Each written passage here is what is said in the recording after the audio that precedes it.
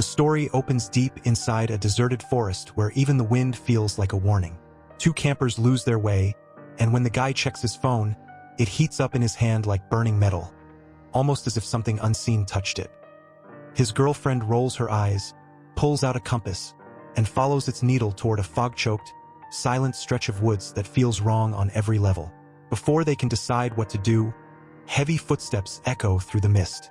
A blood-covered woman bursts out, running toward them like she's fleeing death itself. When they try to help, she suddenly lunges at the guy with animal-like fury. So fast the girlfriend can't even scream.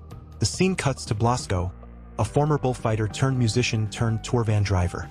His day starts with picking up Mariela, a religious Mexican woman who shuts him down the moment his small talk annoys her. Next, he loads in Lydia, a high-maintenance woman, and her irritated teenage daughter Marta. Lydia hates the van, Marta hates the trip, and the mood only gets worse when Lydia notices a bullfighting spear in Blasco's gear. As they drive, Marta grills Blasco about his damaged eye and then shows him her own deep scar, instantly killing the humor in the van. Tensions rise until Blasco takes an unexpected shortcut through the countryside, insisting it's faster and free. Lydia snaps at him, Marta stays cold, and Mariela quietly watches the awkward chaos build. The road ahead suddenly disappears into thick fog. Blasco slams the brakes, steps out, and finds strange debris scattered across the road. Chunks of something that looks disturbingly organic. Following the trail, he stumbles upon a smoking, alien-looking machine glowing faint green and pulsing like a heartbeat. Marta, curious despite everything, steps out and walks right toward him. Blasco panics the moment Marta approaches the wreck, warning her to step back because it could be radioactive. But instead of fear, something curious sparks in her eyes. While he tries convincing himself the strange machine is just a crashed weather satellite. Despite knowing it isn't, Marta spots a half-dead, pulsating creature stuck in the dirt. She crouches, touches it, and a thin worm-like insect snaps out of its skin and slips under her fingernail. She jolts but says nothing, as if her emotions suddenly switched off. Lydia arrives just in time to drag her daughter away, yet Marta brushes her off and storms back to the van without a word. Blasco tries smashing the machine with a branch but backs away when it barely reacts, deciding it's better not to test whatever it is. As the van drives off, the plants behind them wilt into black husks. Blasco mutters that locals have always whispered about strange things in these hills, but Marta stays eerily silent, her eyes dim, her fingers twitching. Mariela wakes up as Lydia notices her wig slipping and gently asks if she's heading to some miracle healer. Embarrassed, Mariela admits she isn't. She's going to see her father in Valgard, a man who mistreated her mother before abandoning the family. Meanwhile, Blasco glances at Marta again and tells her to stop biting her nails. When she pulls her hand back, she sees a subtle ripple moving beneath the skin near her fingernail.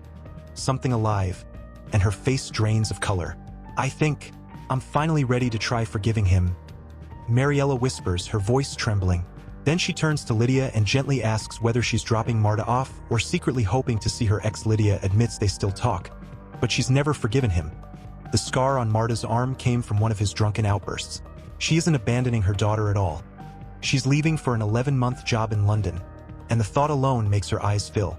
Marta suddenly cuts in and teases Blasco about being a jack of all trades, and he laughs that he just hates being tied to one life. But before the moment can settle, the radio blasts with a sharp screech and dies. Blasco smacks it, looks up, and freezes. Marta is sitting perfectly still, eyes open, body locked, like her mind just shut off. Lydia and Mariela shake her, terrified, when the van's headlights catch a tall figure in the road. Blasco doesn't get to brake. Something hits, the van lurches, and a lone boot skids across the pavement behind them. Mariela demands they go back, threatening to call the police, but Blasco refuses, stunned. Then Marta's body jerks violently, and she lets out a guttural, inhuman scream, shaking like something else is moving inside her. Panicked, Blasco finally turns around. But the road is empty, no body, no blood, nothing. Lydia switches on high beams and spots someone collapsed on the opposite shoulder. They rush over, and Blasco gasps, thinking she's dead. Mariela checks, she's alive. Lydia tries calling for help, but her phone overheats and melts just like the campers. Blasco tries his same thing. The ruined phone rolls to the woman's hand, and suddenly her eyes snap open, her breathing ragged and unnatural. Mariela shouts for first aid, and Blasco runs to the van. only to find Marta pale and trembling. Her fingernails split open as a translucent worm-like thing pushes from underneath. She sits frozen, not terrified but eerily obedient. Blasco returns with bandages as Mariella presses on the wounded woman's bleeding chest, insisting they take her to a hospital. Blasco refuses, worried she'll die in his van, until Lydia snaps that Mariella is a nurse. Reluctantly, he helps load the injured woman inside.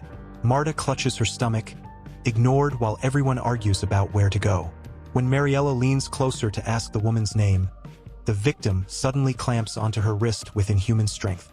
Her eyes snap open, alien, predatory, and she launches at Mariella, strangling her while the others up front keep arguing, oblivious. Marta finally explodes, screaming at her mother and blasting her music so loud it drowns everything. Behind them, the creature forces a thick black slime into Mariella's mouth. Her veins ripple, her eyes roll back, and a moment later she rises, but she's no longer Mariella. She staggers toward Lydia, who is trying to call for help. The infected woman attacks, pinning her down until Lydia rips a mask of sticky black slime off her attacker's face and flings it against the window. The horrible sound finally snaps Blasco and Marta's attention. Blasco slams the brakes as they turn to see the creature crushing Lydia like prey. Marta screams that she has to save her mom just as Blasco panics and bolts into the dark woods. Marta jumps out to help, but the creature drags her back, tearing her already infected finger as something inside writhes to escape. Lydia's breath sputters under layers of black sludge, until Blasco reappears, swinging his old guitar like a weapon. He smashes it into the creature's skull over and over until it finally lets go and collapses at her feet. Blasco drags Lydia out, slams the van door shut, and traps the creature inside. The three of them hide in the bushes as the monster thrashes around, shaking the entire van, until a deafening crash rips the doors open. The thing crawls out on all fours, moving like a starving, crooked-spined wolf. They run. Blasco mutters that Mariella ruined his van, but Lydia snaps that wasn't Mariella anymore, just a dying body the virus was using as a shell. Suddenly, a hiss of movement and wet, shallow breaths echo from the bushes. Blasco freezes, raises a hand. Quiet! It's close. He insists they split up. Staying together will only get all of them infected. Marta refuses, but Blasco tells her, "I smashed its head. I yelled at it. It'll come for me first, not you." Reluctantly, Lydia agrees. Blasco hands them a knife. "Don't hesitate. If it finds you, strike first." They break in 3 directions, every crack of a twig sounding like death creeping closer. Blasco hides beneath low branches while Lydia and Marta crouch behind a rock. Marta sobs, begging her mom to pull the parasite out of her torn fingernail. Lydia works fast, slicing it free, but Marta screams before she can cover her mouth. The creature hears it instantly. It abandons Blasco and charges toward the mother and daughter. Blasco falls from his hiding spot as the monster closes in, but Marta and Lydia have already bolted, leaving a phone behind to distract it. The parasite wriggles across the ground and burrows into the creature's skin. Howling in pain, it flees. Lydia stops and tells Marta they have to split again. She'll stall the creature while Marta finds help. Marta breaks down, confessing she didn't mean anything she said earlier, that she loves her and doesn't want to leave her. Lydia, crying, says she has never once abandoned her. This is the only way they both have a chance. After a tight, desperate hug, Marta runs, promising she'll come back. Heartbroken but steady, Lydia picks up a heavy rock, turns toward the dark trees, and walks straight toward the creature. Up on the ridge, the monster roars so loudly the whole forest seems to shake. Marta hears movement in the dark. It's Blasco. She throws her arms around him, terrified, but another thunderous roar forces them to run again. Meanwhile, Lydia finally finds the creature, and it attacks before she can even raise the rock. Marta and Blasco reach his car, but when Marta hears her mother screaming, she tries to go back. Blasco stops her, insisting it's too late. Lydia knew what she was doing. Furious, Marta shoves him and tells him he has no heart. Blasco pleads with her to come with him, but she refuses to abandon her mother. The creature bursts from the trees, leaving Marta no choice but to sprint for her life. Blasco pulls her into the car at the last second. In the distance, they see Lydia, but she's no longer human.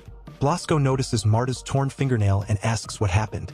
She explains the parasite crawls inside people and controls them. Blasco lights up, convinced this proves his alien theory, and accidentally mentions how it ate through Mariella's insides, sending Marta into fresh panic. He immediately backtracks, comforts her, and tells her how strong her mom was. Marta asks him to play something, so he turns on the radio. That's when he notices the gas gauge sinking. The tank is leaking. The nearest station is 15 kilometers away. They pass an eerie, empty town, and Marta wants to stop, but Blasco warns it's dangerous and insists on reaching the gas station so they can refuel and call the police. The car begins losing power and rolling backward until Blasco slams the handbrake. Together they push the car uphill and finally reach the station. Blasco checks under the chassis, finds the leak, and says he can fix it. Blasco heads to the pump and finds a note saying the attendant will return in 5 minutes. He rushes back to Marta, who immediately spirals into panic, but he calms her down and promises he won't leave her alone. He patches the fuel leak with tape, then tells her he has to slip into the nearby village to siphon gas, and she must stay inside with every door locked until he returns. Once he leaves, Marta glances at her infected finger and gasps. It's completely healed. Meanwhile, Blasco sneaks into the village, finds an abandoned car, and siphons fuel, accidentally swallowing some and gagging.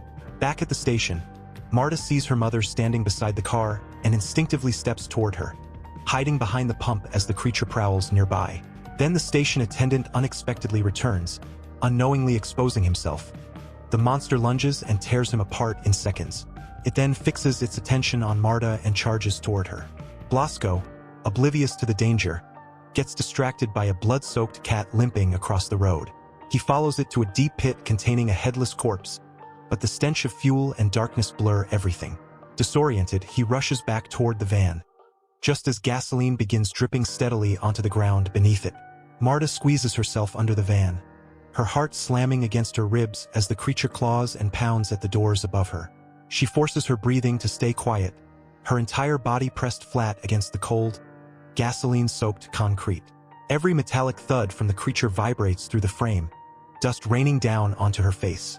Just then, Blasco stumbles back into the gas station lot, drenched in rain and still gagging from the fuel he siphoned earlier. His footsteps crunch dangerously close to where she's hiding. Marta reaches out and grabs his ankle, whispering urgently, "Get down! It's here, right here." Blasco's eyes widen, and he crouches beside the van, trying to peer into the shadows.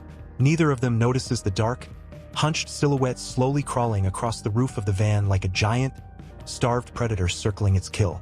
Blasco's coughing gets harsher, the gasoline fumes tearing at his throat, and Marta suddenly feels a chill. What if the parasite got to him too? What if he isn't the same man who left? She whispers a quick question only he would know the answer to, testing him while rain drums louder on the metal roof. Blasco blinks hard, confused but honest, and his answer sounds undeniably like him. Relief floods her face for half a second. Then the atmosphere shifts. A heavy, deliberate thump hits the roof, so strong the van's suspension shivers. Marta's eyes widen. Blasco freezes. The creature is directly above them. They hear it drag its weight across the metal, claws scraping as it positions itself for another attack. Inside the van, the doors rattle violently, hinges straining. Marta crawls out just enough for her hands to reach the door handle while Blasco takes the other side. Together they brace it shut as the creature slams against it with terrifying force. Every hit sends a shock through their arms. Marta's injured finger screams in pain, but she grits her teeth and pushes harder. Outside, the storm intensifies. Rain pours so aggressively that the world beyond the windshield is just a blur of white streaks and distorted shadows. Blasco's eyes stay locked on the road ahead, not for driving, but because he's too afraid to look up at the roof. Water runs into his eyes, mixing with gasoline and sweat. Then another impact, heavier than before, denting the metal inward. The creature snarls, the sound vibrating through the steel like the growl of something ancient and furious. Marta's pulse spikes as the door jerks under her grip. She glances at Blasco. He looks back, jaw clenched, knowing that if they lose their grip for even a second, the creature will tear the door off its hinges and drag them out into the storm.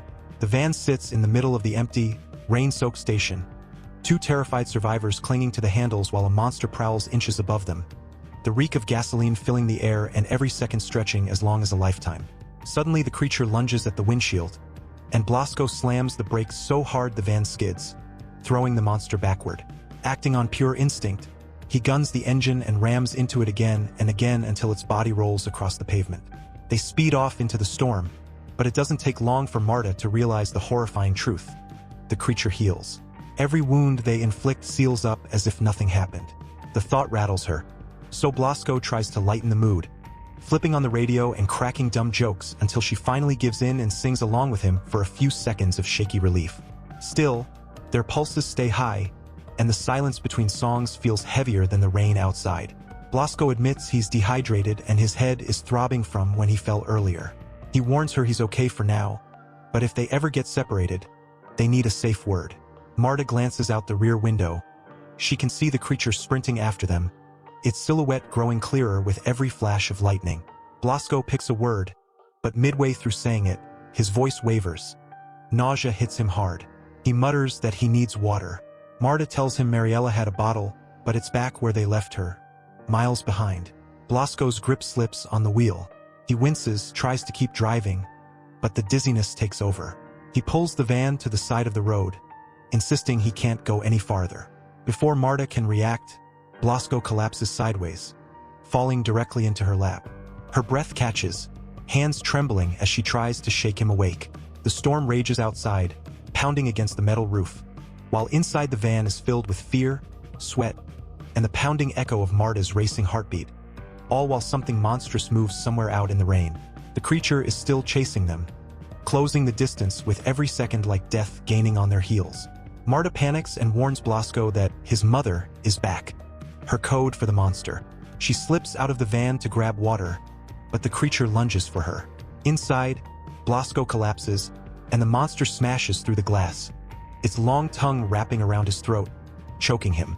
Marta runs back, flicks her lighter, and sets the creature's face ablaze long enough to drag Blasco free and pour water down his throat. Blasco fires up the van, but the monster charges again. Marta tries holding the window shut, but the creature shatters it and yanks her halfway out. Thinking fast, Blasco slams the van into a tree, crushing the creature between metal and bark. As Marta gasps out their safe word, they drive away, shaken but alive. Later, the parasite finally crawls out of Lydia's body, and the two burn it before it can infect anyone else. They end up at a small restaurant trying to calm down. Blasco drinks and celebrates surviving, but then notices the dead waiter on the floor. Marta inspects her injured finger as slime drips from the ceiling. Blasco realizes the awful truth. They're not alone. Several infected people step out of the shadows. The film ends with Blasco raising his glass, smiling like everything is fine, wishing good health to anyone watching, even though the danger is still spreading.